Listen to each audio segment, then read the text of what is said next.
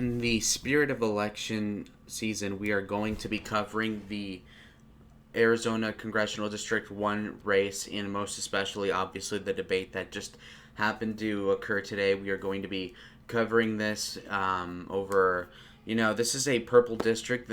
Trump won this by 1% in 2016, but Tom O'Halloran, the 70-something-year-old supposed blue dog, new Democrat, moderate, won it by a couple percent in 2018 in a blue wave, meaning that he is in trouble of losing a seat perhaps to Tiffany Shedd, and we're going to see who is going to have the upper edge in terms of debate prowess. So let's get on with this. As you can see, this is recent. It's not a long debate, and we're going to see how this goes out. Local news on Arizona PBS. On Arizona Horizon, a debate between the two candidates running for Arizona's 1st congressional district. On Cronkite News, how gym owners are fighting to be recognized as an essential business amid the COVID-19 pandemic. And break it down, the idea that people of color are facing 3 pandemics. All this and more ahead in the next hour. This hour of local news is made possible by contributions from the Friends of PBS. All right, let's keep members skipping of your around. PBS I don't care. station. Let's go ahead. This debate is a joint effort between Arizona PBS. So, of course, we have the Arizona biased Republic. moderators from the Closing McSally statements will debate, be given in unfortunately. reverse order, and we begin with All right. Congressman Tom O'Halloran. Thank you. Good evening, everybody. First of all, let me say thank you for having to be able to honor to endorse you. To be able to serve you. Didn't know Joe over the Biden last was a number of congressman. years. Oh my God. We have He's doing accomplished a terrible lot right together. now. Hold on. I am married I can for 51 years. Pat and I Pretty have lame had sauce, 3 not children. gonna lie. They're adults This guy's now, disappointing me and we have 4 profoundly. All right, grandchildren. hold on. It is going to be a pleasure to serve you again. I am aware of most of the issues in the district because I've traveled the district. I've traveled more than any other person in this state, and I've had more town halls than the entire delegation combined. So I'm looking forward to this debate tonight, and thank you again. And now we turn to Tiffany Shedd for her opening statement. Hi, I'm Tiffany Shedd, and I was raised in Arizona 1, which is one of the greatest blessings of my life. The people of Arizona 1 are amazing and have given me so much from 2nd grade until right now. I'm a small business owner, I'm a farmer, I'm a natural resource attorney, and before I went to law school, I taught bilingual kindergarten in Eloy. I met my husband of 30 years in 2nd grade, and we have 3 children. My husband and children are all members of the Muskogee Creek Nation. I'm running for Congress because the issues in Arizona 1 are unique. The challenges are unique, and my family has faced them as well. It's time that we actually solve problems, that we have solutions. And I'm running because Tom O'Halloran votes 97% of the time with Nancy Pelosi, and I don't think that that's a really good fit for Arizona 1. My life has been in Arizona 1, my family, we're 4th-generation farmers, and so I look forward to representing you. All right, candidates, thank you very much. Congressman, we'll start with you. The administration's handling of the COVID crisis. The Navajo Nation hit especially hard here, but just in general, overall, in your district, around the country, your assessment of how the administration, the federal government, has handled this pandemic. I have concerns. The problem is that when it started, we didn't get ready fast enough. We have the money, and we've had the money all along to be able to have testing, tracing, and the vaccine issues. We're still short of tracing. We're still short of testing. Our schools are starting to open. Our children are not protected the way they should. The elder community on the nursing homes, they had problems too, and they still aren't ready.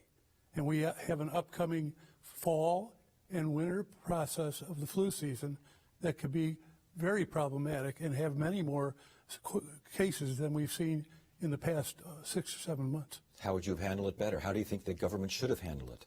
Well, I'll tell you what, I've written 5 letters to the task force, never gotten a response. I worked with a bipartisan group, 25 Republicans, 25 Democrats, and sent the task force and the president a plan for how to open up the country and identify what needs to be done on protocols and when it needs to be done as far as when people are ready for it to be done and the scientists say it's ready to be done. And so I think that all in all, everybody's tried, but the bottom line is the lack of leadership has been very problematic. Tiffany Shedd, there is plenty of criticism going around regarding the administration's handling of the COVID-19 pandemic, the federal government's response, etc. First of all, do you think that that criticism is valid, A, and B, what should have happened? How could it have been handled better? Well, this is an issue that really hit our family hard. I am the main caregiver for my aunt who had a kidney transplant, so she's one of the immunocompromised. And so, you know, it makes you think about things like places she has to go, grocery stores, medical places, that we need to make sure that people can go, the vulnerable is taken care of, we can go to those places safely. I think that it was right for the administration to push it down to the states, for the governor, for the mayors, because frankly, in a district as big as Arizona 1, what was going on, which is horrible, on the Navajo Nation is a lot different than what was maybe going on in Oro Valley or Globe, Miami. And I think that you can adapt quicker following science. But we've got a lot of people in Arizona 1 who are really worried about the economy. They're worried about losing their jobs. They're worried about their kids being in school. And, you know, one of the things that's upsetting to me is we have not seen a COVID relief bill since May. It's been 5 months. And, you know, Congressman O'Halloran, you voted for the HEROES Act 1 and 2. And I want funding. I would vote for funding for helping our schools go back safely. I want funding for paycheck protection programs. You know, these are things that happen to people that they couldn't control.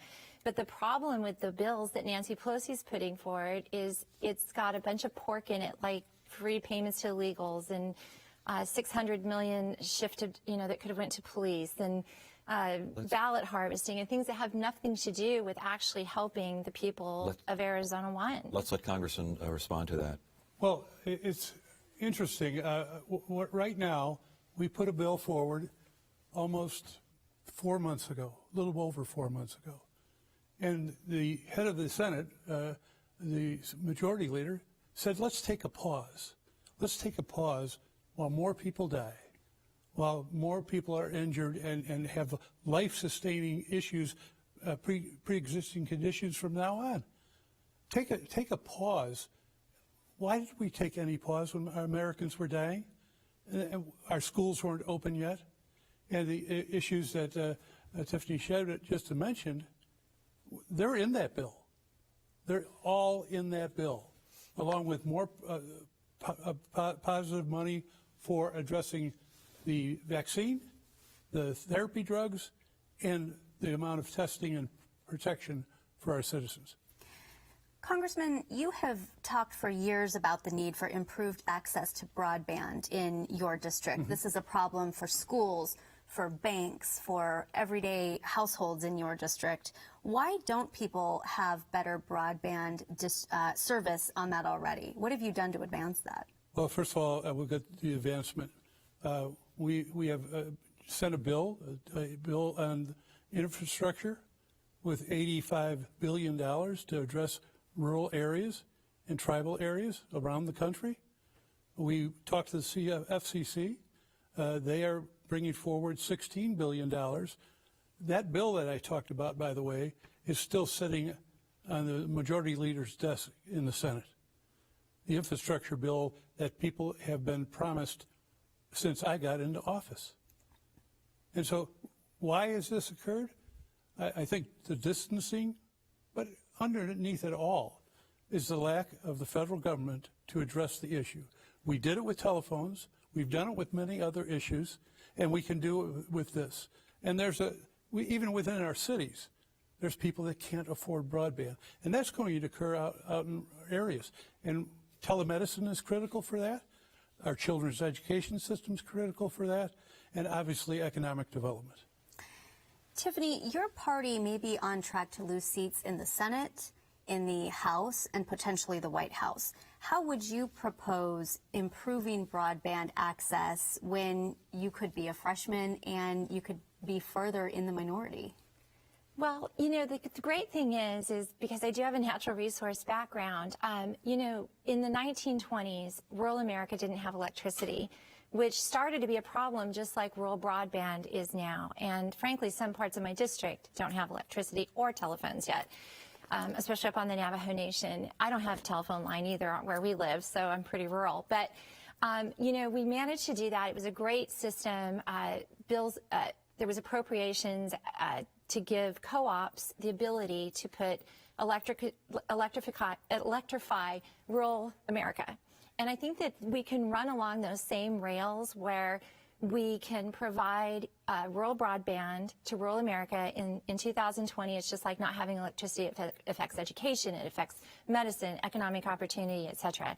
But one thing that strikes me funny is I do know that you voted against a bill that would have funded broadband by 30%. So you voted against funding broadband. And, you know, this is a huge issue, you know, especially now with our kids having to do school. And even when they didn't, they couldn't do school at home because areas, once they get home, they don't have internet. And so this is something that is really hampering the growth, prosperity, and education in Arizona 1. Congressman, you want to respond to that? I do want to respond. I don't know which bill you're talking about, but I can tell you this. We were always trying to get more for our citizens in this state. And I'm not going to settle for just a bill. I want the bill that's going to work for the American people and rural America and tribal lands. And so there's a lot of bills that you don't vote for because there's a better bill coming along and in place to be worked on now. And you mentioned the co-ops. I've worked with co-ops now for 4 years. They're heavily involved and want to be even more heavily involved in broadband in rural areas. And we've tried to help them with different bills as we've gone along. And that, I see them in my office in the district and the state on a continual basis. And we work together, as we do with the universities and what APS and FSRP want to do. There's a tremendous amount of work that's been done out there. Congressman, let's move on to a very different topic, and it affects rural Arizona perhaps in different ways, but you're a former police officer. I am. There's been concern in some of America's major cities about whether there should be police reform. Racial injustice comes down to all this, too. Are there police reforms you would support from Congress, and do you think the House should take that up? Well, I think there is a need for police reforms. I was supervisor on the police department. I think that we need to hire the right people and do a deeper into the background check process. We have to have better supervision, better training, psychological testing, and this has to be ongoing.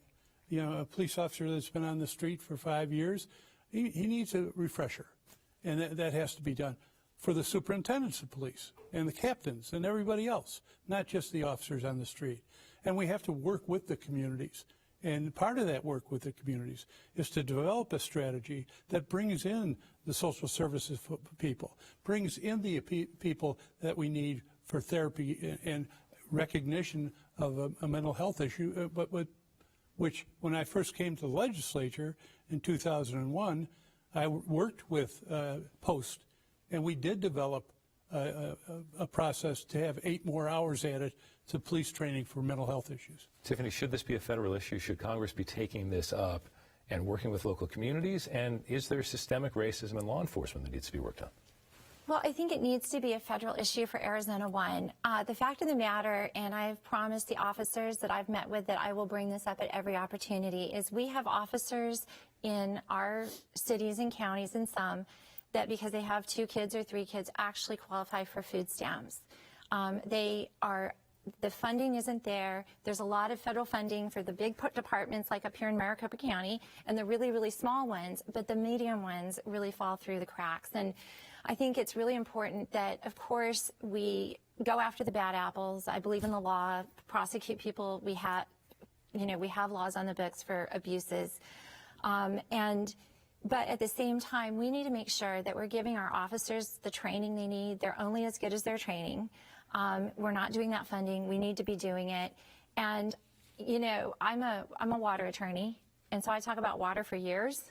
And I just kind of wonder why all of a sudden, if this has been going on so long, as a former policeman, you weren't speaking up. I mean, you were in the 1968 riots in Chicago as a policeman. And I feel like now that it's become the hot issue, you're bringing it up. But if it's been a problem for all of these years, and why aren't you speaking up for more funding for our officers in rural Arizona? I hear a lot of punitive things, but a lot of this may not even be intentional. It's just because they're being held together basically with duct tape and baling wire, and our officers deserve more. They protect us. It's finally time for us to protect them a little bit. And I believe you're right. And the problem here is that I have been working on it, just like the mental health issue in the legislature, just like trying to get more pay for different projects from the federal government in the last 4 years. Their funding has gone up from the federal government, not down, and we have to continue that path. I've talked to almost every police chief and every sheriff in Congressional District 1. But haven't you taken a lot of money from groups that want to defund the police? And identified the problems associated with that so that we can find a path to do that. But a lot of it also is the local economy of those areas. And we have to improve that economy to be able to make sure that the cities, towns, and smaller cities and counties have the ability to pay their officers. You know, as a small business owner, as a fourth-generation farmer, you're absolutely right. We have to improve the economy. And Joe Biden has said that they will shut down things further, that they're going to increase taxes, increase regulations. And in a time when our small businesses, which are the heartbeat of Arizona One, are struggling to keep their doors open, increasing regulation, increasing taxes, making the burden higher on them isn't going to get the economy going. I mean, we've got people that have been hanging on for 6 months. They can't hang on for another 6 months. And we need to do things safely and securely. But one of the things we need to do is, you know, talk about being bipartisan. You talk about all the things you try to do, but we have not accomplished a second COVID relief bill. And you talk about being bipartisan, working with everyone, but you're tied to this bill that has a ton of pork in it. To me, it seems like Arizonans have waited long enough. That's why I'm running. I'm frustrated. And it's like, you know what? Why can't you all get together and do the things that matter? We know what industries are hurting. We know where the money needs to go, but instead we use it as a vehicle for some sort of progressive socialist wish list. Thank you. Just yesterday, I signed a letter with a bipartisan letter to both houses, the Senate and the House, and said, get back together. You have to work at this. People are dying. We've sent you a plan. A week or so ago, we've been in agreement with it. We've been talking about this. It's the leadership in the Senate that has consistently said no. And even a week ago when we were discussing it with the administration, the Senate refused to be part of the discussion process. Well, it seems like you're very close to the Speaker of the House. You vote with her 97% of the time. Maybe you could ask her to take some of the pork out of the HEROES Act so we could get a bipartisan bill through Congress that would be acceptable to the Senate. Let's get to the bipartisan part. The Lugar Foundation at Georgetown University rated me as the 21st most bipartisan member of Congress and the most bipartisan member in the state of Arizona. And so I've always consistently worked bipartisan when I was in the legislature and now, and have gotten good results year after year after year. So I want to get that bipartisan part of it out. And I don't go up and check with Nancy Pelosi or any other leader on the way I vote. I vote for Congressional District 1 and the people I represent. Congressman, thank you very much. Tiffany, how would you address man-made climate change and forest thinning projects like the Forest Restoration Initiative? Do you think that those are good ideas? Do you think that climate change, A, is happening in CD1, and is it something that can we do something about this? Because this is a rural area, wildfires are a major concern in your district, but there has to be an understanding that science has decided that man is responsible for this climate change. Do you agree with that? Well, we definitely are seeing climate change. I mean, I come from a scientific area of the law, and when you look through time, there's climate change. I mean, we just dealt with the drought contingency process because of drying out in the Colorado River Basin. We're seeing catastrophic fires in the West. And yet, yes, we can do things to make that better, but we haven't done them. I mean, we have a great university down south, University of Arizona, which I know I'm an ASU country, but, bear down. But we know things that work for forest health, and they work, but you can't wait till you hit a drought to do them. We need to reduce biomass. We need to make sure that our forests are healthy and thin so you don't get the fires that run up the trees and then go across. And it's not just the fires and ruining the forest and all of the animals and the water catchments. It's also water quality. When we have overgrown forests, CD1 has a huge part of the Salt River Project system. And so it takes up too much water, it gives a shortage down here, or we have polluted water as of it. So yes, we have great science, but unfortunately, the federal government has blocked that. I know Tom has voted against funding with the U.S. Forest Service, against regulations that would allow commercial logging to work hand in hand. And we are running short of time, so we have to be able to let the Congressman respond to that. Quickly, I've been working with the Forest Service even this week to address the issues. We put a 20-year contract in the Farm Bill that we did in 2018 so that they can expand the amount of work they can get done on the forest. I was one of the first people in this state to go out and start to address fire-wise communities. There's no, talk to the people out there. I've been doing this for years and years, even when I wasn't in the legislature and Congress. And on renewable energy, I was one of the first people in the state legislature to say we need renewable energy resources. I'm going to move this question really quickly. We are running out of time. The president is building a border wall across Native American land against their wishes. You've said that you support tribal sovereignty. How do you reconcile those two? Well, I do support tribal sovereignty. It's something that's very important to me. Like I said, my family's Muskogee Creek. They just won a huge Supreme Court case a couple months ago, which was very important for tribal sovereignty. But what you have to realize, the treaties that the tribes have are with the United States of America. They're not with Mexico. And even within that sovereignty, there's a conflict of law where the United States of America has to be able to protect its borders. Now, that being said, of course, we want to honor that sovereignty, that culture as much as possible. And I think that, I feel like he gets longer. But anyway, we can do things so that the Tohono O'odham people can still go back and forth. We have the technology to do that, but we also need to guard our borders. Congressman, you represent one of the largest swaths of tribal land in the country. Right. Why have you had so little pull with the White House on this issue? Well, the White House has time and time again not funded. We asked for $20 billion in funding for COVID. They said zero. We finally had to settle on $8 billion. That's the money that went to Navajo and other nations in this state. I can tell you this, the Tohono O'odham have relatives right across the border. They go back and forth day in and day out. We can allow for something to be done in that area in another way.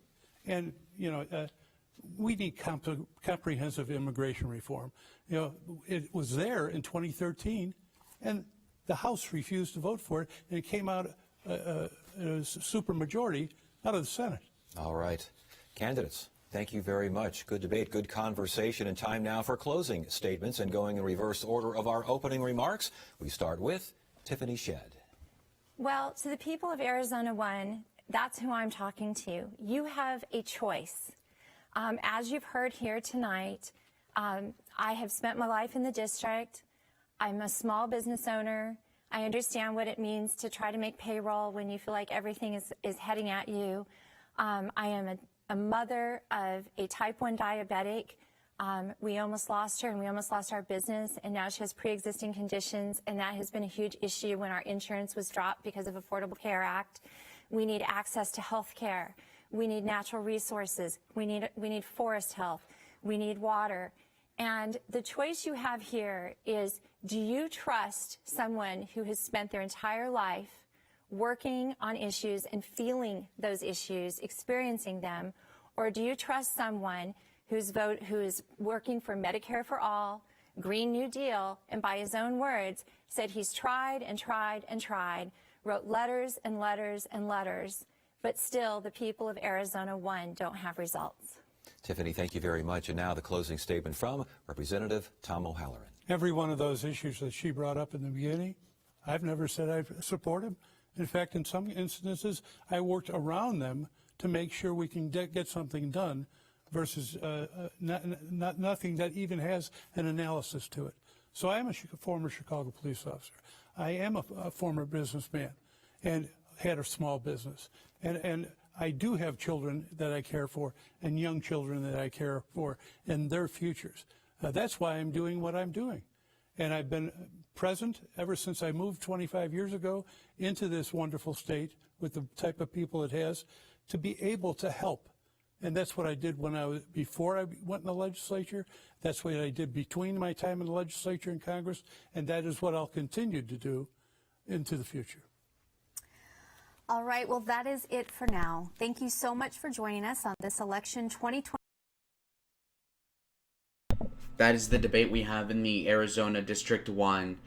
Congressional district is very important. This one is one of the big ones. Honestly, this is one of the ones that we may have to flip if we're going to keep the House Republican. Now, do I think it'll become Republican? Probably not, but who knows? And also, this guy, Tom O'Halloran, is looking terrible, by the way. The optics are off. He is a 70-something-year-old man. He is kind of stepping a couple of steps. He was very rusty in the beginning of the debate, by the way. He talks about all these town halls, and yet he doesn't speak with a lot of eloquence, or, he's not very spontaneous or witty at all. There was virtually no interrupting each other, which was kind of gay and boring. I'm so used to the president and other people being pretty exciting to listen to. But again, this guy did not bring the sauce. Yet again, we do see another issue with the president. With the Republican nominee here, in that she did not bring up anything substantive in terms of winning the race. I live in Arizona too, and you keep up with the politics of the area, and you would notice that you see a lot more support for the Republicans, mostly for Donald Trump, and maybe that'll carry down ballot. But at the same time, the state of Arizona is unfortunately trending blue, in part because of immigration, the suburbs, whatever. Anyways, this means that we're going to need better candidates. Specifically, I think running Latinos would be a good option, as well as running younger people. But Tiffany Shedd is neither of those things, whether it be the diverse candidate, which she's not, and she is not young and good looking. So, in terms of who we need to unseat Tom O'Halloran, I don't think we fulfilled that role. So I do honestly think that Tom O'Halloran will unfortunately win the district back narrowly by a couple points, okay? And that's honestly too bad, because he is not a great candidate. As you can see, sure, he's more or less a moderate, but at the same time, Tom is out of shape mentally, and he just is too old. And not only too old, but just too out of shape mentally. He is not a sharp guy, and he's not very productive, from what I can tell. So this debate did not really move the needle. Hardly anybody has watched the debate from what I've seen so far. Nobody's talking about it. I feel like I'm the only one who's going to make a video reviewing it. But anyways, guys, this is what I think. Unfortunately, this did not move the needle nearly enough, really, to secure a victory for Tiffany Shedd. That's unfortunate. I don't really care for her, but any Republican's better than any Democrat at the congressional level, almost. So yikes. But anyways, guys, I will go ahead and cover another debate if you want. Anyways, guys, goodbye. Subscribe, of course. Bye.